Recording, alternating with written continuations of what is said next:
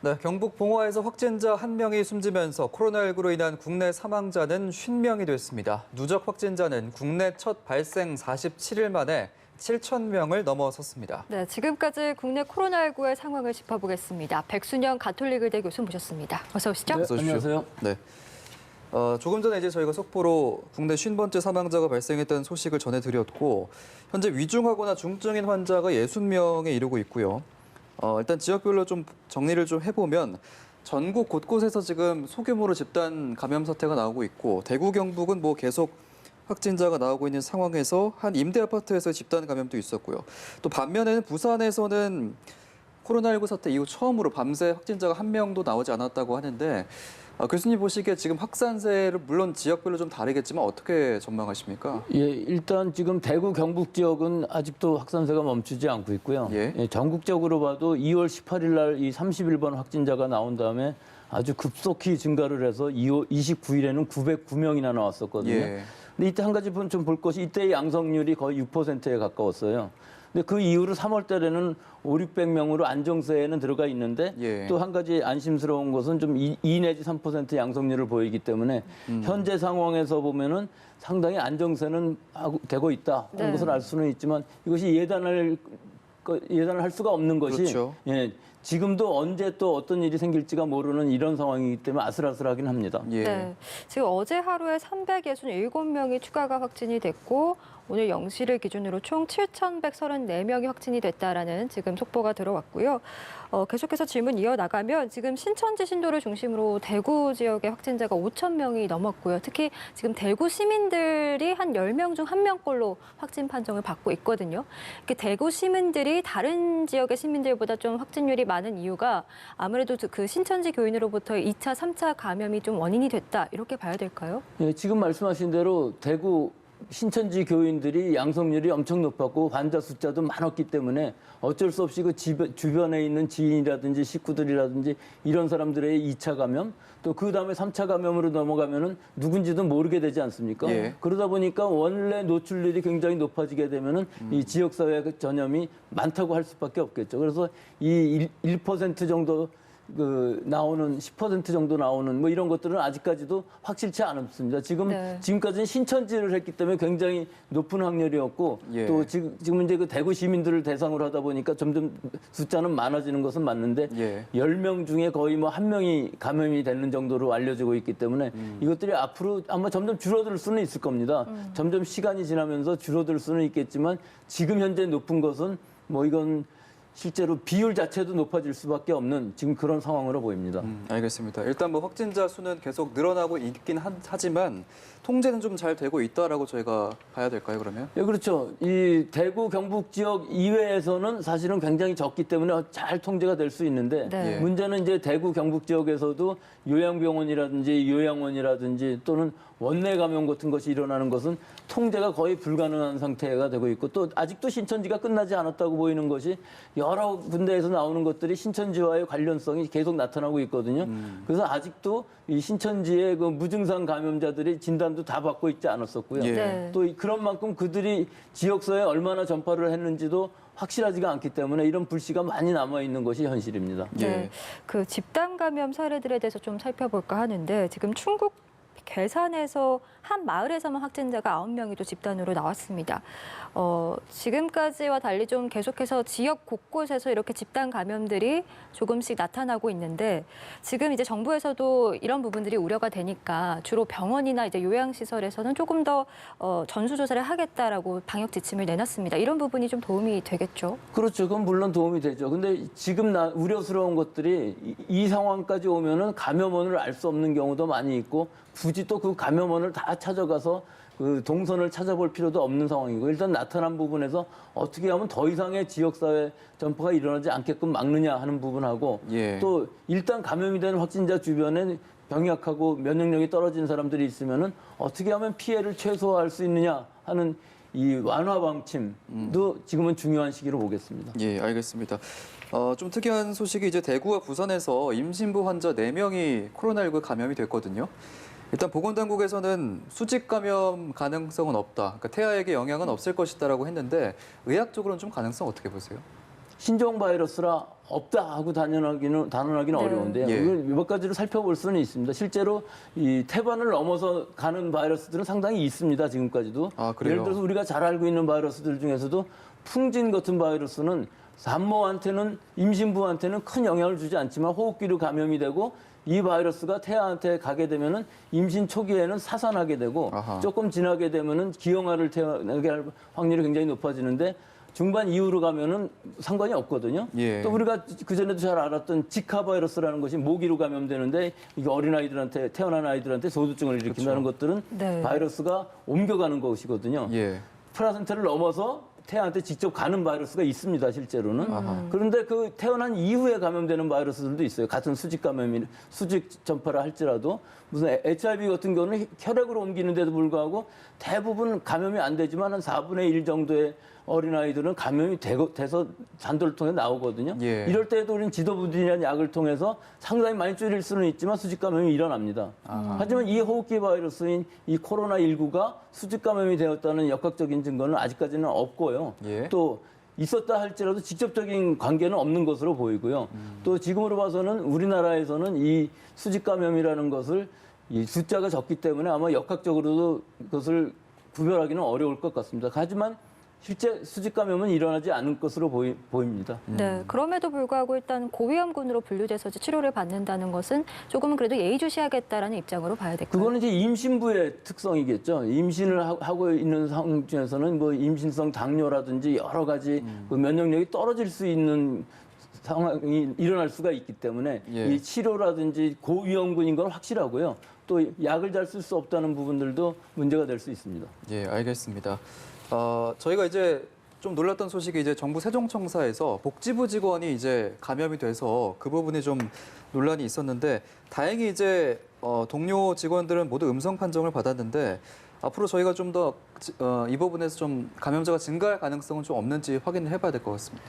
이것이 이 지금 감염 예를 보면 이게 아주 전형적인 것이 감염된 다음에 확진될 때까지 시간이 많이 걸렸었고 또 사람들이 제대로 진술을 하지 않아서 잘 모르고 있었기 때문에 상당히 지역사회 전파를 많이 시켜서 우리가 그걸 다 하나하나 찾아갈 수가 없기 때문에 접선을 다 찾아서 찾는다 할지라도 빠지는 부분이 생기고 이 확진자는 더 늘어날 수밖에 없는 이런 상황입니다. 네. 예.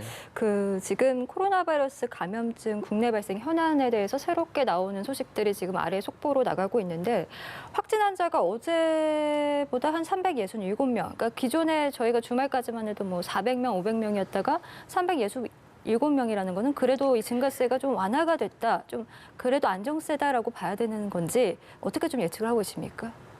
그게 지금 상황에서는 알 수가 없는 것이 우리가 지금 매일 하루에 2번씩 발표를 하고 있기 때문에 지금 네. 이 숫자가 적었다 할지라도 또 오후 시간에 많이 나오면은 네. 결국은 숫자는 비슷해지거든요. 그래서 아침에 이 발표만 갖고서는 줄어들었다 뭐 늘었다 알 수도 없고 또 제가 이 진단한 숫자를 보니까 예. 어떤 날은 굉장히 숫자가 많아서 예를 들어서 2만 건 가까이 한 날도 있었거든요. 네. 19,000건 가까이 한 날도 있었고 어느 날은 좀 결과가 늦게 나오고 하는 날이 있어서 그 숫자에 따라서도 상황은 많이 바뀌기 때문에 실제 하루에 100명, 200명 늘었다 줄었다 하는 것 지금 500명, 600명 선에서 한 400명 선으로 떨어진다면 어느 정도 의미는 있겠지만 예. 실제로 하루에 1, 200명 정도 차이가 나는 것은 실제로 안정되어 있다 그 정도 얘기일 것이고 네. 좀 많이 떨어질 수 있다고 예상을 하는 것이 이 신천지의 교인들 중에 유증상자들이 거의 다 끝났거든요. 네. 예. 거기서는 굉장히 높은 양성률을 보였기 때문에 그 이후에 대구 시민이라든지 다른 그 쪽에서 나오는 대구 경북 지역의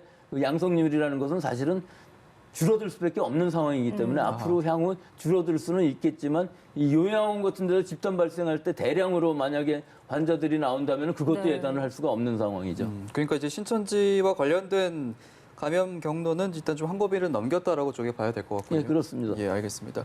일단 저희가 계속 지금 속보 자막이 들어오고 있는데요.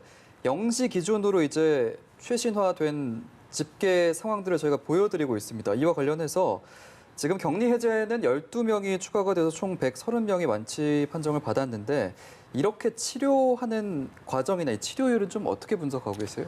예, 일반적으로 지금 중증 환자들이 많이 생기는 것은 요양원이라든지 뭐 이런 데서 연세가 많으신 분들, 기저질환이 있으신 분들이 치료 예후가 굉장히 나빠서 사망률도 굉장히 높고 또 한 네. 가지는 대남병원에서 9명이라고 갑자기 생겼기 때문에 치사율이 굉장히 높은 것으로 보이지만 실제 우리 지금 치사율은 0.7% 정도밖에 안 되고요. 예. 실제로 이 양성률이라는 것 자체도 또 이 요양원이나 이런 데를 제외하면은 그다지 높은 것은 아니거든요. 네. 또 이 치료라는 것도 10명에 8명 정도는 뭐 거의 치료 없이 낫는 것이고 나머지 중증 환자로 갈 경우에도 항바이러스제를 쓰는 경우는 아마 극히 제한적일 겁니다. 예. 실제로 초기에 상황이 바이러스가 많이 증식할 때는 잘 듣지만 일단 폐렴이 심각해지고 하면은 그때는 폐렴을 치료하는 것이지 실제로 바이러스를 억제하는 치료는 잘 하지 않기 때문에 네. 지금 지금 치료는 잘 되고 있는 것으로 보이고요. 이런 대중적인 치료 혹은 항바이러스 치료를 보조요법으로 사용함으로 해서 여러 가지 그 새로 나오는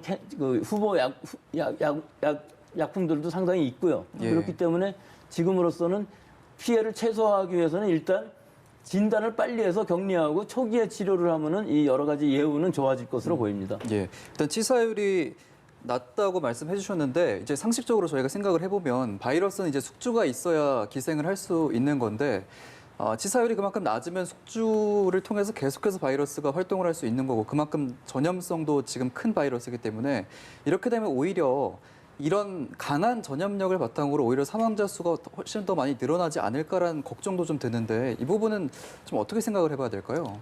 그건 이제 노출의 문제이죠. 예. 이 얼마나 많은 사람들한테 노출이 되고 그러면 사망자가 얼마나 나오느냐. 사망률이 아무리 낮다고 그래도 노출이 많이 되면은 그렇죠. 이게 대다수의 그 복용자를 통해서 만약에 이제 뭐 노약한 사람들이나 이제 고위험군이 만약에 노출이 된다면 큰 뭐 그렇죠. 사망으로 예. 이어질 수 있는 부분이니까. 그런데 예. 우리나라에서의 지금 사망률은 0.7%니까 굉장히 낮아 보이지만 예. 실제로 다른 거랑 비교해 보면 꼭 그렇지도 않습니다. 예. 즉 미국에서 지난 겨울에 미국 인구가 3억 2천 정도 되는데 2,900만이 감염이 되었고 19,000명 정도가 사망을 했어요. 이 사망률은 굉장히 낮습니다. 이 0.7%에 한 10분의 1밖에 안 되지만 19,000명이라는 사람이 사망을 했거든요. 예. 네. 그만큼 더 많은 사람들이 노출이 되었기 때문에 뭐 면역력에 상관없이 많은 사람들이 물론 그때도 면역력이 낮은 사람들이 많이 사망을 했겠죠.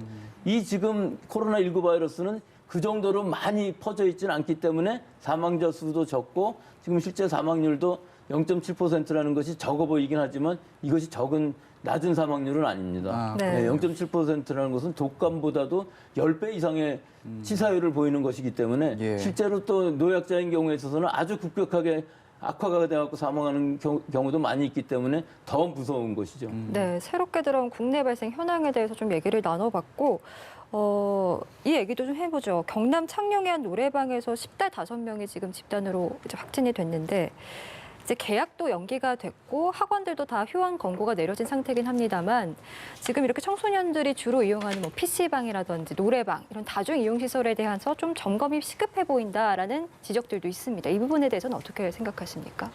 오히려 계약을 늦추고 휴원을 하고 함으로 해서 아이들이 갈 데가 없어져서 이런 데를 더 갈 네. 수밖에 없는 더 위험한 상황이 될 수도 있는데 예. 이것들은 어떻게 부모들이 집안에 있게끔 하는 것이 좋은 시기인 것 같고요.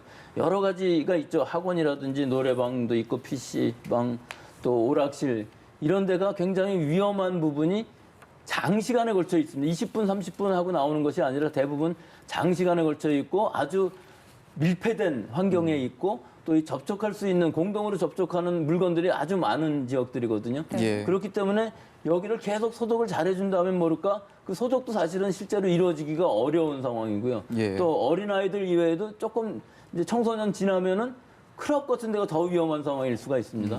아주 좁은 데서 많은 사람들이 서로 몸을 비비면서 춤도 추고 하는데 또 여러 가지 뭐 술잔이라든지 뭐 테이블이라든지 또는 술병이라든지 이런 것들을 다 같이 접촉할 수 네. 있고 아주 소리가 안 들리기 때문에 아주 가까운 데서 얘기를 하면서 뭐 바로 감염될 수 있거든요. 예. 그러니까 특히 클럽 같은 게 지금 위험하게 보이는 것이 네. 지금 문을 안 열어야 되는데 지금도 문 열고 하고 있으니까 뭐 사람 수는 전에보다 줄었을지 몰라도 이런 데서의 감염은 아마 막을 수가 없기 때문에 지금 이런 이 거리를 둬야 되는 서로 사람과 사람 사이의 거리를 둬야 되는 이런 상황에서는 이런 부분들이 각자 알아서 안 가는 수밖에 없지. 예. 이 문을 닫으라고 우리가 지금 민주사회에서 뭐 학원을 닫아라, 뭐 오락지를 닫아라 할 수는 그렇죠. 없지 않습니까? 예. 그렇기 때문에 이런 부분들은 각자 개인들이 잘 생각을 하셔서 지금은 자제해야 할 때이고 그것도 뭐 길게가 아니고 앞으로 한 1주, 2주 정도만이라도 잘 격리를 시키면은 사회적인 격리가 잘 일어나면은 우리가 이 바이러스를 잡을 수 있다고 생각을 합니다. 네. 개인들이 좀 책임감을 갖고 개인 위생 수칙을 좀 지켜주시고요. 사회적 거리두기를 좀 실천을 해주셔야 될 것 같습니다. 저희가 이제 개인 위생 수칙 가운데 이제 가장 중요한 부분이 마스크 착용일 텐데 내일 이제 마스크 오부제가 시행이 되거든요. 일단 물량이 수요를 따라가지 못하니까 이제 제한하는 정책으로 가게 된 건데 교수님께서는 이렇게 오부제 도입으로 인한 효과를 좀 과연 마스크 대란을 좀 종집을 찍을 수 있을 것인지 이 부분 좀 어떻게 이건 뭐 제가 아니라 누가 생각하더라도 뭐 절대적으로 수급이 부족한데 그 마스크를 다 어떤 방식으로 나눠주든지 모든 사람이 다 불만을 가질 건 네. 어쩔 수 없는 것 같고요. 예. 그럼 이것을 재사용하면은 충분히 또 해결할 수 있는 문제도 있기 때문에 아하. 가능한 한 모든 사람이 마스크는 지금은 깨끗이 사용을 해서 재사용을 할 수 있도록 해야 되는데 그럼 재사용을 거기에 이제 하는 기준은 좀 어떻게 기준이라고 판단하세요? 그러는 게 이게 지금 이런 상황, 이런 최악의 상황에서의 기준이기 때문에 평상시엔 네. 이런 일 없죠. 그렇죠. 우리가 얼마든지 마스크 살 수 있고 뭐 그렇게 비싸지 않은 돈 내고도 살 수 있는데 네. 지금은 값도 비싸고 그러니까 구하기도 어려우니까 예. 일단 제일 중요한 것은 내 손 씻기가 더 중요하다 마스크보다는. 네. 그리고 또 쓰고 벗을 때 잘 사용을 해야 되는 것이 꼭 끈을 가지고서 네, 자, 잠시만요. 저희가 잠시 대구시청을 연결해서 네, 정세균 국무총리의 대국민 담화가 있을 것으로 보이는데 저희가 그 부분은 잠시 후에 다시 연결을 하도록 하고요. 말씀 계속 이어가 주시면 예, 감사하겠습니다. 알겠습니다. 예. 쓰고 벗을 때 제일 중요하고요. 적어도 자꾸 만지지를 말아야 되는데 하루 종일 쓰고 있다 보면 자꾸 이렇게 앞뒤로 만지게 되면 그렇죠. 뭐 그걸로 재사용하는 거 어려우니까 네. 예. 가능하면 항상 쓰고 벗을 때는 끈을 잡고서 쓰고 벗자. 아하. 또 위생적인 게 사용을 하자. 오염되지 않게 잘 사용하자 하는 것과 그다음에 사용하고 나서 재사용하고 싶으면은 네.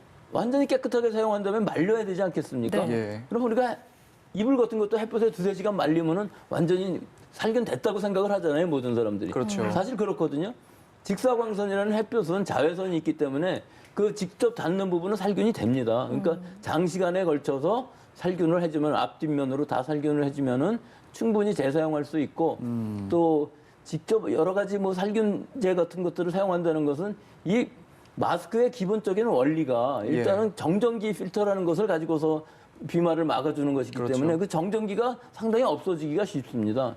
일단 전부 젖어버리면 아무 의미가 없는 것이고요. 네. 소독제 같은 걸 사용해도 소독은 될지 몰라도 이 마스크의 기능 자체는 없어지는 것이기 때문에 아하. 이것은 보건 마스크로서의 기능입니다. 예. 그러니까 보건 마스크인 경우는 위생적으로 잘 사용하면은 개인적으로는 뭐 한 일주일 정도를 계속 사용해서 뭐 좀 거먹게 될 정도까지는 사용해도 문제가 없지 않나 생각하는 거. 지금 일주일에 2개 쓰라고 그러는데 예. 이 2개 준다고 그래서 그 2개 갖고서 일주일은 사용할 수 없지 않습니까? 그렇죠. 그래서 적어도 1개를 3, 4일은 사용할 수 있도록 개인적으로 깨끗하게만 사용하면은 3, 4일 사용하는 것은 가능할 것으로 봅니다. 네, 네, 올바른 알겠습니다. 마스크 재사용법까지 오늘 백순용 가톨릭의대 교수 모시고 코로나19 새로운 현황에 대해서 이야기 나눠봤습니다. 오늘 말씀 고맙습니다. 고맙습니다. 감사합니다.